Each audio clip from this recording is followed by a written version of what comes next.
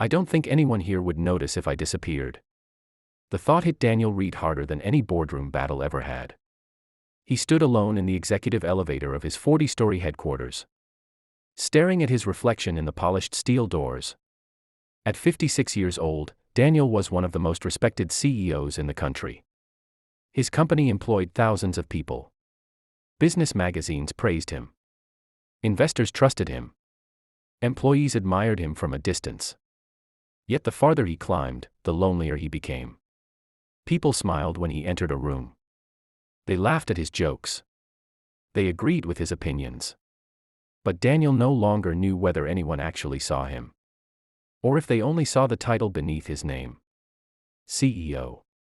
One evening, after another exhausting 12-hour day filled with presentations, meetings, and carefully rehearsed conversations, Daniel sat alone in his office long after everyone had gone home.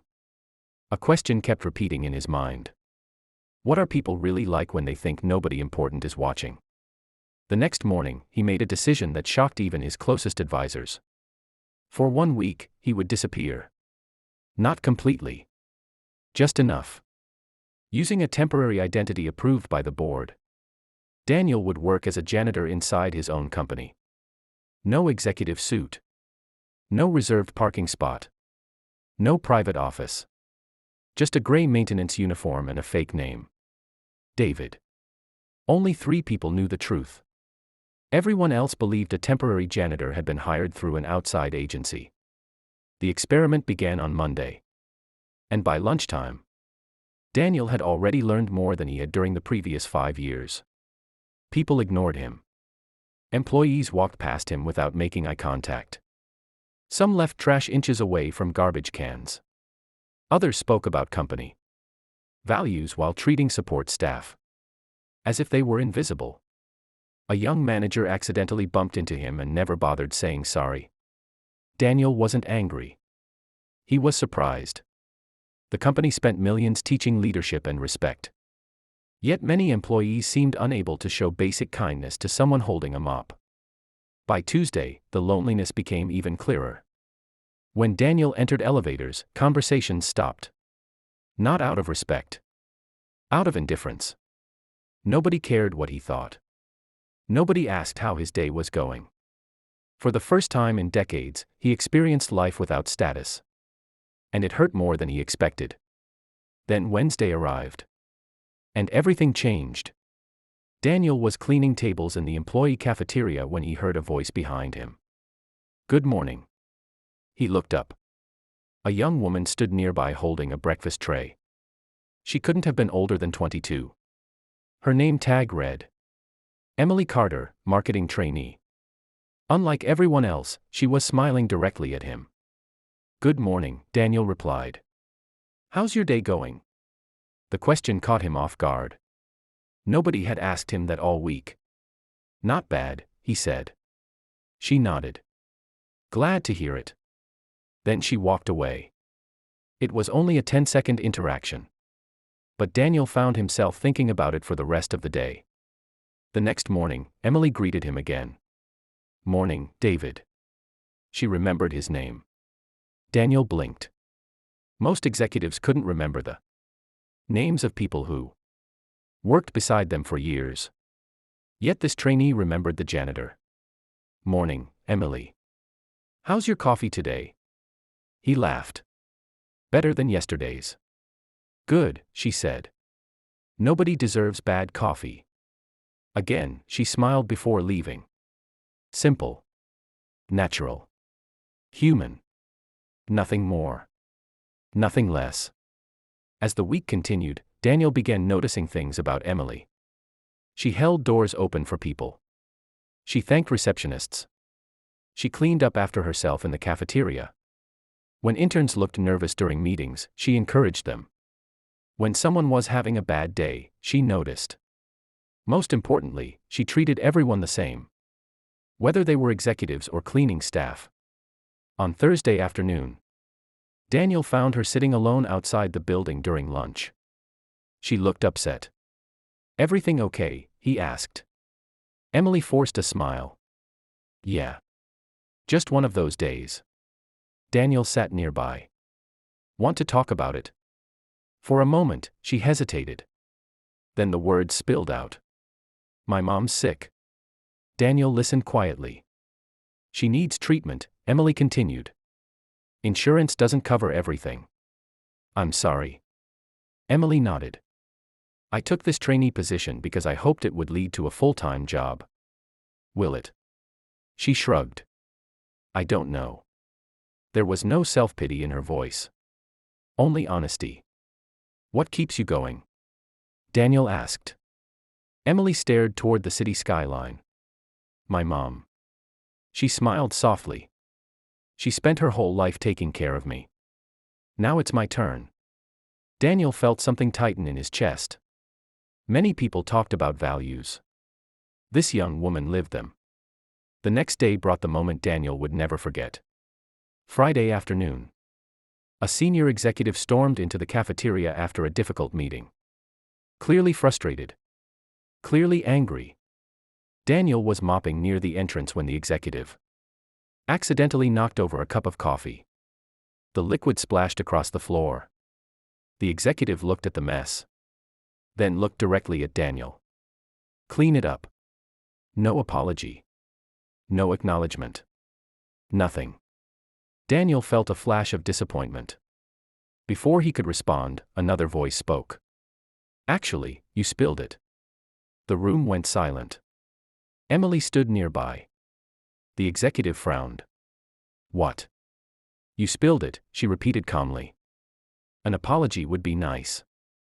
Several employees stared in shock. Nobody challenged senior leadership. Especially trainees. The executive's face reddened.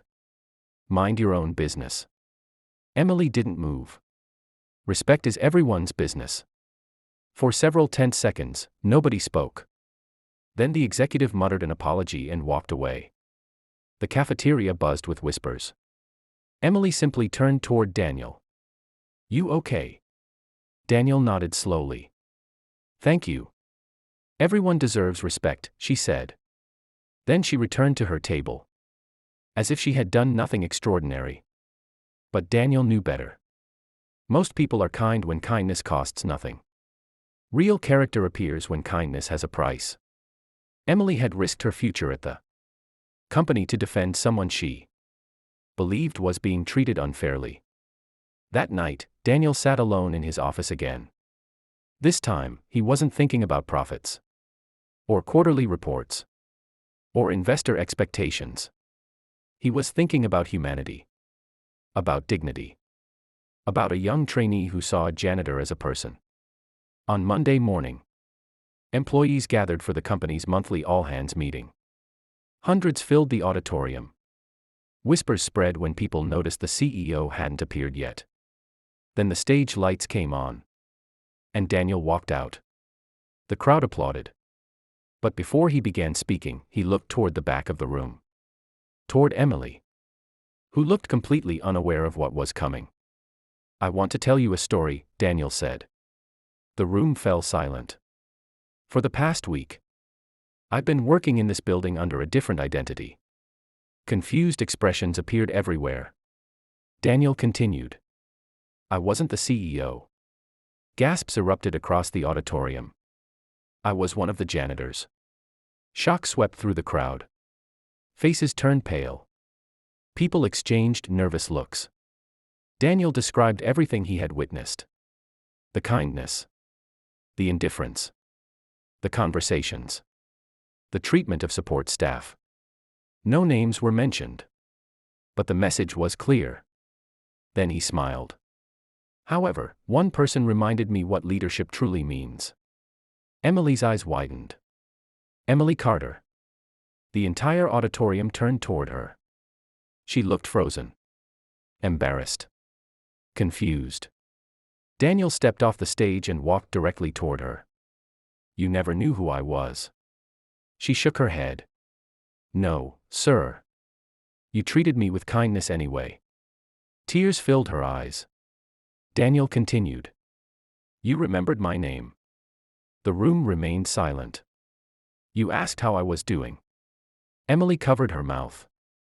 You defended me when doing so carried personal risk. Daniel's voice grew emotional. Not because I was important. He paused. But because you believed I mattered. Many employees were wiping away tears now. Daniel looked around the room. This company has talented people. He pointed toward Emily. But talent isn't what makes an organization great. His voice softened. Character does. Then he turned back to her. Effective immediately. Your trainee position is being converted into a full-time role. The audience erupted into applause. Emily burst into tears. But Daniel wasn't finished. In addition, the company will fully cover your mother's medical treatment. The room exploded into a standing ovation. Emily cried openly now. So many people spend their lives trying to impress those above them, Daniel said. But the true measure of a person is how they treat those who can do nothing for them in return. For several moments, nobody spoke. Then the applause grew louder. And louder. And louder. Months later, the story spread far beyond the company. People shared it online. News outlets covered it. Leadership conferences discussed it. Many focused on the CEO becoming a janitor. But Daniel knew that wasn't the real story. The real story was a young woman who chose kindness when nobody was watching. Who treated a stranger with dignity. Who reminded an entire organization that every person matters. Years later, when Daniel finally retired, employees asked what achievement made him proudest. It wasn't revenue growth. It wasn't awards. It wasn't expanding the company across the country. It was that single week. The week he learned something no business school had ever taught him. Titles command attention. Money creates influence. Power earns obedience.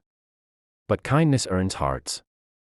And in a world where so many people feel unseen, unheard, and forgotten, sometimes the greatest gift we can offer another human being is remarkably simple. To look them in the eye. To remember their name. And to remind them, through our actions, that they matter. Because you never know whose life you might change. Or who they really are.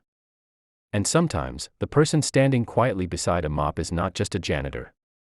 They're a human being waiting to be seen.